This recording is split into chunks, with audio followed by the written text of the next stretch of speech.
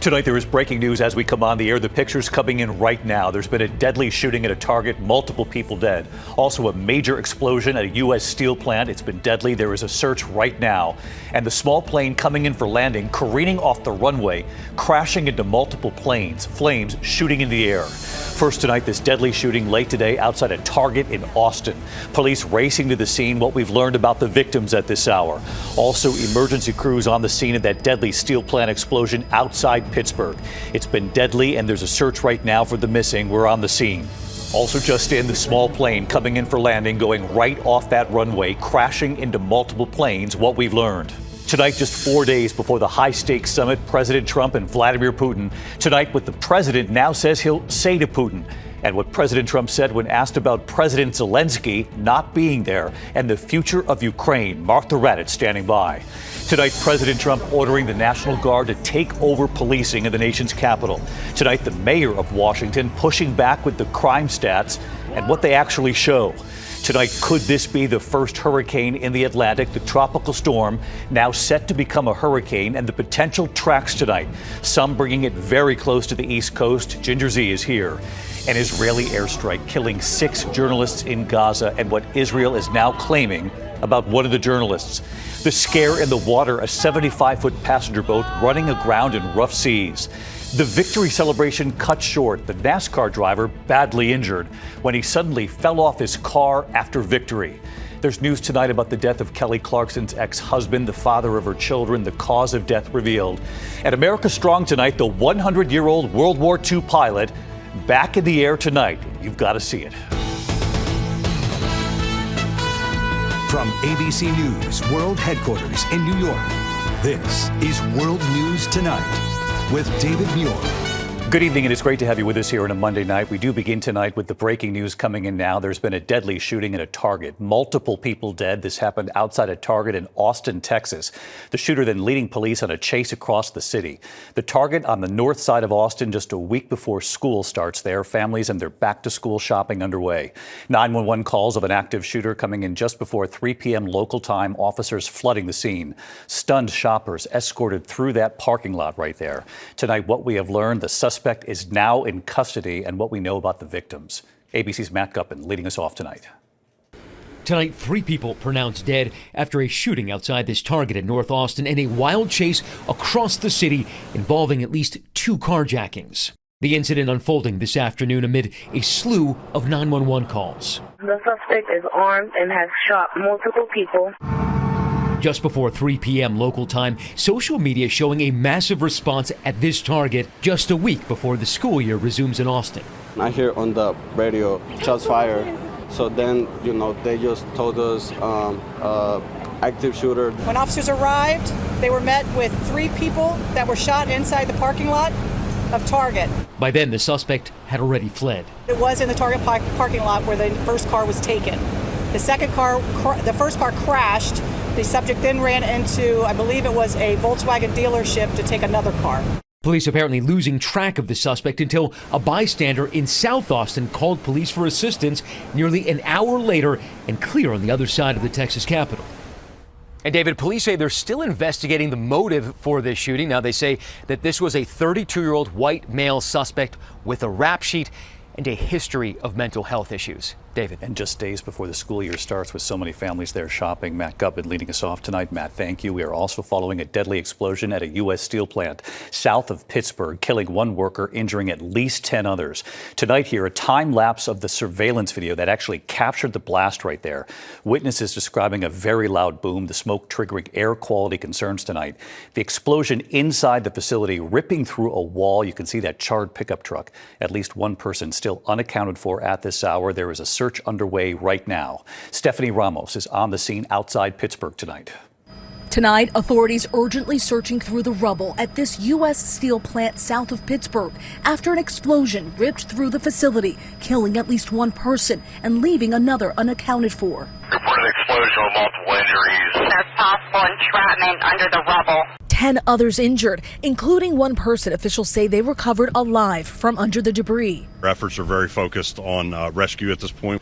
Time-lapse video capturing the blast at the Clairton Coke Works plant shortly before 11 a.m. It sounded like a really big bang, and then there was big black smoke. Nearby residents advised to stay inside because of air quality concerns. The concern is for folks who have asthma or some kind of pre-existing condition, and also for children. Earlier today, Tricia Quinn telling reporters her brother Timothy, a father of 3, was working at the plant. He has 3 kids that are messaging me every 2 minutes, and we need answers. Her worst fears tragically realized. Telling our affiliate WTAE late today, Timothy was the victim who lost his life.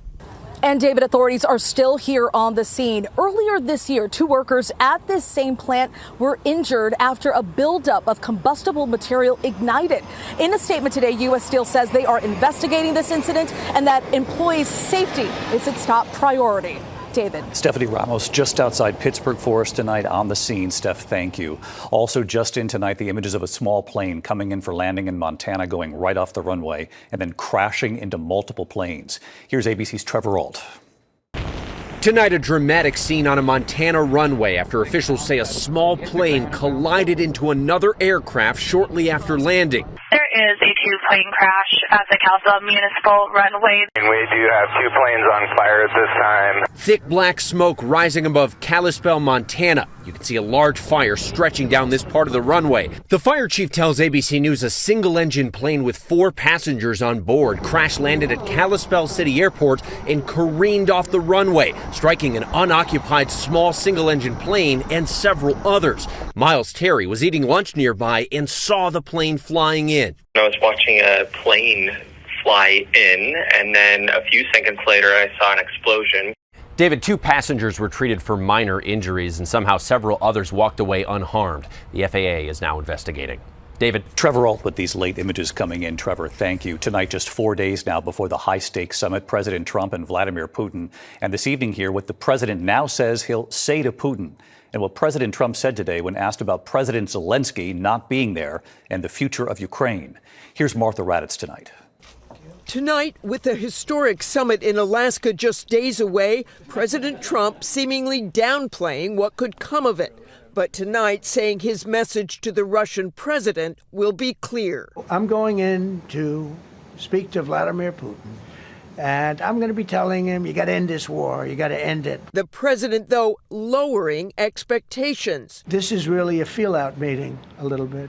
While Ukraine's President Zelensky has insisted he will not trade territory for peace, President Trump said again today there will be land swaps. 3 years after the Russian invasion, this is the Ukrainian land the Russians now control. The question is, will President Trump agree with Putin, who believes that land is now his? The future of Ukraine will likely be discussed by just Trump and Putin without Zelensky in the room. Volodymyr Zelensky is not invited on Friday? He wasn't a part of it. I would say he could go, but he's gone to a lot of meetings. You know, he's been there for 3.5 years, nothing happened. But it was Putin who invaded Ukraine, and he'll be at the table with President Trump.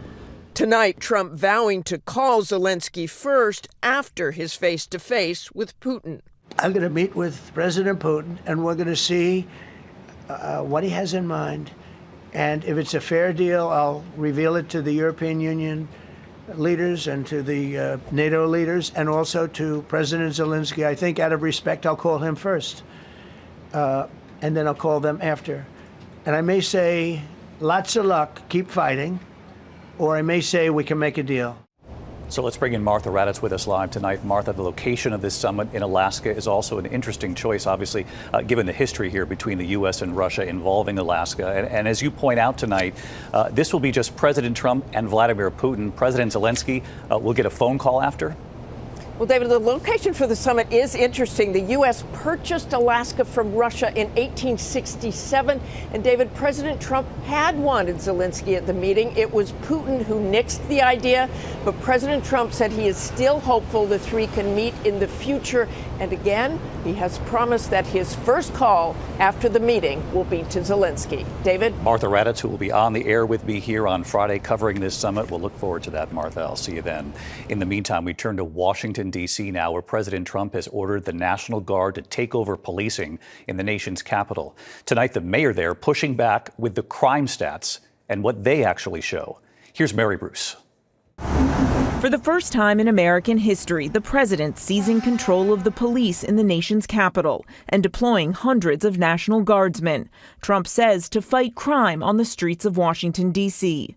I'm announcing a historic action to rescue our nation's capital from crime, bloodshed, bedlam, and squalor, and worse. This is Liberation Day in D.C., and we're going to take our capital back. President Trump declaring a public safety emergency in D.C., painting an apocalyptic picture, adamant crime is spiraling out of control. But his depiction stands in stark contrast to the official figures, which show crime in the capital is actually in decline. Violent crime recently hitting a 30-year low, down 26% since last year. Burglary down 19%, murder down 12%. Still, the president said today the D.C. police will now be able to do whatever they want. They're standing there and people are spitting in their face and they're not allowed to do anything. But now they are allowed to do whatever the hell they want. Mayor Muriel Bowser today acknowledging her hands are tied. D.C. is not a state, and the president does have the authority to take over the city's police department. While this action today is unsettling and unprecedented, I can't say that given some of the rhetoric of the past, that we're totally surprised. The president has shown an eagerness to use military force in major cities. Earlier this summer, sending 4,000 National Guard troops and 700 Marines to quell immigration protests in Los Angeles. And tonight, he's threatening to do this to other cities, saying the model in Washington, D.C. could be used to combat crime in cities like Chicago, Oakland, and Baltimore, all cities notably in Democratic-led states. We're not going to lose our cities over this, and this will go further. So let's bring in Mary Bruce. You heard him say this could go further. So, Mary, how soon could we see National Guard troops on the streets of the Capitol? Any idea for how long? And, of course, that threat to do this to other cities as well. Well, David, 800 National Guard troops are now being called up. They will be on hand in the coming week, we're told, working on a rotating basis to support law enforcement. It's not clear how long they will be on the streets of this city, but the president has said he's willing to go even further and bring in additional military forces if needed. David. Mary Bruce, who, of course, will continue to follow this. Mary, thanks. Next tonight, Tropical Storm Erin. We're watching it closely. Will it become the first hurricane in the Atlantic? The potential tracks right here tonight, and, of course, some of them bring them very close to the East Coast. So, of course, let's get right to Chief Meteorologist Ginger Zee, who's been studying the models already. Ginger, what do they show? Hi, David. Tropical Storm Erin is way out there in the Atlantic, but it's cruising west at 21 miles per hour. By Saturday, it does look like it won't only just be a hurricane, but a major hurricane potentially north and east of the Caribbean. Now, this is the potential track that takes it between Bermuda and the United States, and we have it that way because 90% of the computer modeling right now, the spaghetti plots, have it curving away.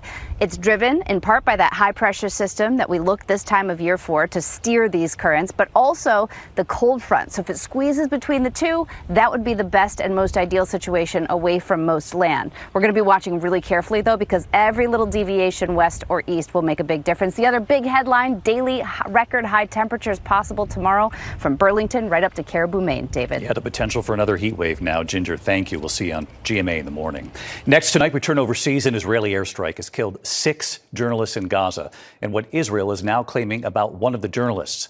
Many asking, where is the proof? Here's our chief international correspondent, James Longman, tonight. As Israel prepares for a military occupation of Gaza City, it's facing growing condemnation tonight for the targeted strike on a group of Palestinian journalists in their tent outside a hospital. Emotional funerals today to remember prominent Al Jazeera news correspondent Anas al-Sharif, 4 of his colleagues and another freelancer. Al-Sharif's press vest laid on top of his body as he's carried through the streets. Israel has defended the strike, calling al-Sharif a terrorist who helped Hamas launch rocket attacks. But Al Jazeera and the Committee to Protect Journalists say they have no proof. Israel is being allowed to tell us that it's murdering journalists and to get away with it. Al-Sharif, who had a young family, gained millions of followers online documenting the war, while Israel bars international journalists from Gaza. He's the 184th journalist killed there by Israel since the war began. This as the IDF launches new strikes into Gaza, and Prime Minister Benjamin Netanyahu defends his controversial plan to occupy Gaza City. Israel has no choice but to finish the job and complete the defeat of Hamas. And David, Donald Trump has stopped short of endorsing that occupation plan, but he has repeated tonight that Hamas must leave Gaza. David? James Longman reporting from London tonight. James, thank you. Back here in the U.S. tonight, a federal judge has denied the Trump administration's motion to release grand jury testimony from the criminal case against Jeffrey Epstein co-conspirator Ghislaine Maxwell. In a scathing rebuke, the judge saying there's nothing in that testimony that isn't already public, suggesting the administration's request might be an intentional diversion and an illusion of transparency, according to that judge. Tonight, the CDC telling its staff the Atlanta shooting that killed a police officer and damaged a number of its buildings on Friday was a, quote, targeted attack. Police say a 30-year-old Georgia man, Patrick Joseph White, blamed the COVID-19 vaccine for making him sick and depressed. He died during his attack. More than 10,000 CDC employees nationwide told to work from home for now as officials assess any further threat. Health Secretary Robert F. Kennedy Jr., a vaccine skeptic, met with CDC leaders at its headquarters today. When we come back here tonight, the victory celebration cut short. The NASCAR star badly injured after a major win when he fell off of his car, and you'll see it here. Also, the scare in the water tonight. Surfers told to clear the way. A 75-foot passenger boat right there. This is incredible, running aground in rough seas. And there's news tonight about the death of Kelly Clarkson's ex-husband, the father of her children. The cause of death now revealed in a moment here. Tonight here, harrowing images showing a scare in the waters off Honolulu. A 75-foot passenger boat caught in rough waves, running aground. The Coast Guard clearing the area near Kewalo Basin Harbor. Surfers, swimmers, boaters all told to keep their distance. Witnesses say they thought the boat was going to capsize. There were 2 people on board. They were not hurt in this. Well, a difficult moment tonight for a NASCAR star. A short-lived celebration for NASCAR driver Connor Zilisch, a 19-year-old rising star. He was standing on his car in Victory Lane right there after his big win at Watkins Glen International. You see he lost his footing, falling to the ground. He broke his collarbone. His next scheduled race is in 2 weeks.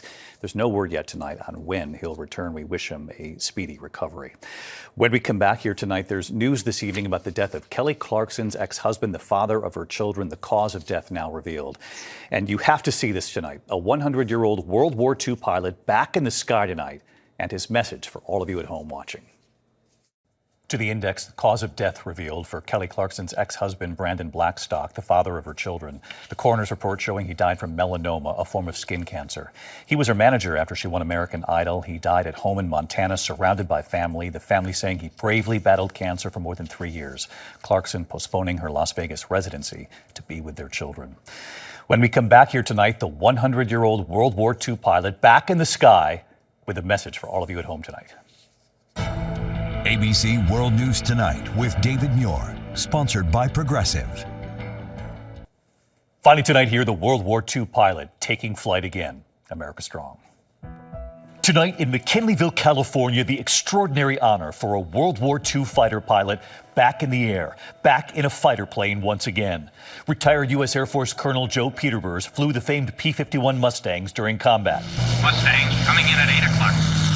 Enlisting at 18 years old back in 1942, he'd earn his pilot wings, becoming a second lieutenant. He would fly 49 combat missions during the war, including one where he was captured by the Germans after being forced to eject. He would eventually escape. The Mustangs, far in the distance, sweep the surrounding sky as they come in. He would go on to serve in the Korean War, flying 76 combat missions, serving throughout the Cold War in Vietnam, retiring as a colonel in 1969. And tonight, at 100 years old, Colonel Peterbers and the new recognition. The retired colonel climbing back into a P-51 Mustang, the same type of plane he flew for more than 125 missions, all thanks to the nonprofit Rumble Over the Redwoods. The pilot taking the colonel up in the air, rolling the Mustang, waving from high in the air back in the sky once again, and right here tonight.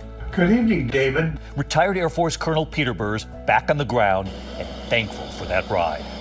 It was a really exhilarating experience and brought back a lot of memories. Tonight, the World War II fighter pilot honored, and his message to the next generation. To maintain what we have today, you got to do your best. Do your best in whatever you endeavor. And I wish you a lot of luck.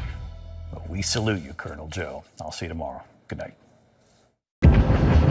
David Muir, the most watched newscast in America. And now, ABC's World News Tonight has won the Emmy for Best Live News Program for the third year in a row.